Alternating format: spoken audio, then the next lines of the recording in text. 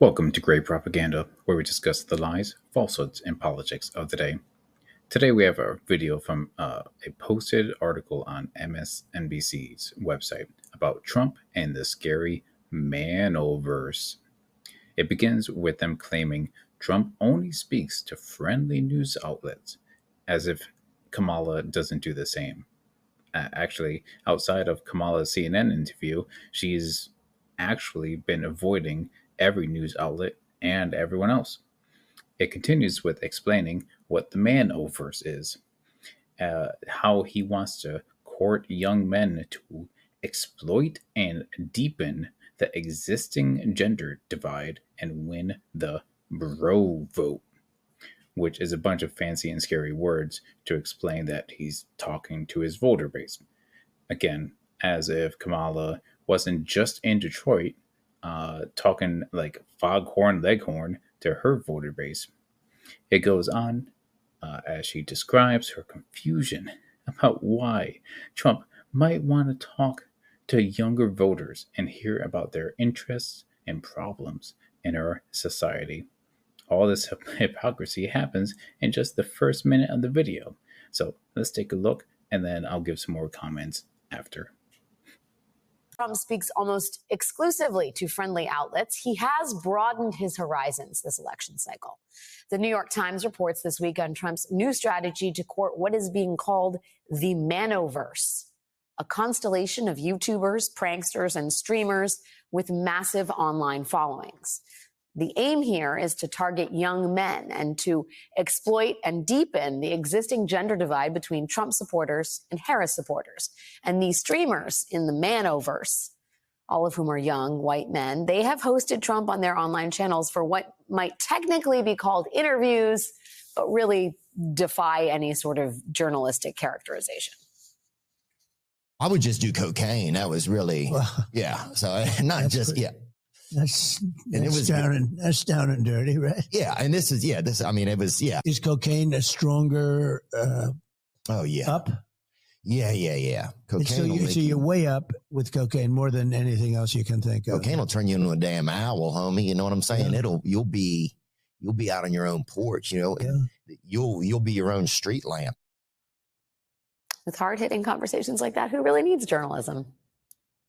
Trump will, of course, have to take questions from actual reporters next week when he and Vice President Harris face off for the first time in a televised debate. And just a few hours ago, ABC News released the rules for that debate. There will be no live audience. Candidates will get 2 minutes for each answer, as well as 2 minutes for rebuttals and 1 minute for additional follow-ups. And crucially, when one candidate is speaking, the other candidate's microphone will be muted. Joining me now is Jonathan Martin, Politico's senior political columnist. J. Mart, thank you for being here. First, this is not muted. This is live. This is hot. Well, and thank golly for that. Do you think it matters? I know the Harris campaign was reluctant to agree to this debate until they resolved this issue of whether Donald Trump would be heard, presumably talking over her or talking during her answers. He will not be, at least his mic will not be live. Do you think that matters from a sort of political standpoint? It's hard to judge, but now, Alex, because we don't know what we're missing, right? I mean, it's kind of like trying to figure out, well, if Trump had been on a hot mic and had said something outlandish or offensive, well, now we're not going to know because obviously he's not going to have a hot mic, which is precisely why the Harris campaign was determined to try to keep the mics hot, because of course their strategy revolves around Donald Trump saying outlandish things and holding that up to the American voter. It's interesting, the contrast. The Biden folks in June didn't want the mic to be hot, and they didn't want a live audience, you recall, either, because they didn't want the Trump show to overwhelm the debate, and they didn't want Biden to take the bait, frankly, and get into the kind of back and forth that they eventually still did famously over their golf games. Who could forget that? The Harris folks, a different strategy. They, I think, don't think the Harris would take the bait, and they did think that Trump would blurt something out offensive. Well, and she hasn't taken the bait, even from a distance when he's questioning her racial identification and so forth. Her response has been, let's move on, effectively. I mean, I do think your point, though, about the outlandishness of the Trump brand being either a liability or an asset, right? Here we see one instance where maybe in a debate context it's a liability, But you hear these interviews he's doing in the so-called MANOVERSE, where he's talking to young men about coke and how high you get when you do cocaine. And it's like, that seems like he wants that to be part of his brand message, right? That doesn't seem like he's been lured into an unsuspecting interview with a crazy YouTuber. I just wonder, first of all, just the MANOVERSE has not existed before this election cycle. Am I correct in believing that? At least I have not been familiar with that. Look, I think podcasts obviously were around the previous cycle. I don't know if you had the extent or the sort of audience that a lot of these podcasts have. What it tells us about Trump is that it's the 145th example of how Trump breaks the mold of most candidates for president, Alex. Typically, candidates for president want to do two things. They want to persuade voters and they want to mobilize voters. Persuasion and mobilization. Trump has never been interested in persuasion. It's an all mobilization strategy. He's not trying to convince somebody who's wavering or skeptical. He's trying to find more adherents who just might not vote at all. And the MANOVERSE is one example of that. But also look at what he rolls out after the Democratic convention. It's not a sort of centrist Republican who has come around to the MAGA cause. It's Tulsi Gabbard and RFK Jr. Right. Because the strategy is to deepen and find folks deeper instead of broadening. He wants to find the person that's not going to vote at all or was going to vote for RFK that could vote for him. He's not looking for a voter who was for Harris or Biden previously. Yeah, and I mean, I think there's a novelty in that strategy, but it also seems kind of risky. I mean, the New York Times, in its reporting about the MANOVERSE, says I think it's like a third of the young men in this who are, adherents of the MANOVERSE, residents in the MANOVERSE, who say they plan to vote for Trump did not vote in 2020. Exactly. These are guys who were animated by sports talk and sneaker talk and not political talk. And Trump has kind of opened up a portal in the universe for them to be part of their MANOVERSE. Yeah, and at the same time, it's a big assumption that they're going to actually get out there and vote.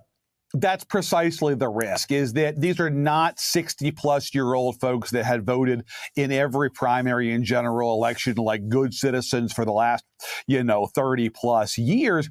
These are kids who maybe if they have one too many bong hits are not going to show up and pull the lever for anybody on election day because they're not going to get off the couch. And I think that's the real risk when you bank your campaign on mobilization and don't do really any persuasion. Don't forget, Nikki Haley was winning voters for months after she dropped out of the race in a Republican primary.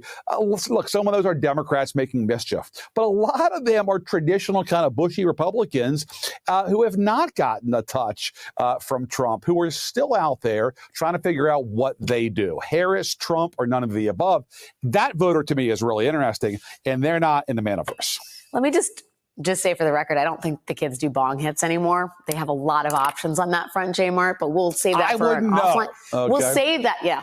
We'll save that for another discussion offline. Google it, kids. Bong hits. Anyway. So the rest of the video, the last 3 minutes, just goes on to talk about Kamala's campaign. She talks about J.D. Vance buying donuts and other completely wasted time BS. So, but I want to touch on the previous amount of video, and I find it funny that they're basically saying, "Oh, Trump is so dumb to go after these young voters because they're gonna take bong hits and not show up to vote." I don't, I don't think that is the case at all. I think you have these young voters who are concerned, and they had two geriatric presidential nominees. One was senile, and they're probably worried that Trump is old as well, and they're concerned that he doesn't understand their concerns and doesn't understand the world that young people live in. And these kind of campaigns where he goes out and talks to them and talks about topics that they are living in and experiencing. Fantastic idea. That it shows that he may not be living a young lifestyle, but he's at least listening and trying to understand. Thanks for listening. See you next time.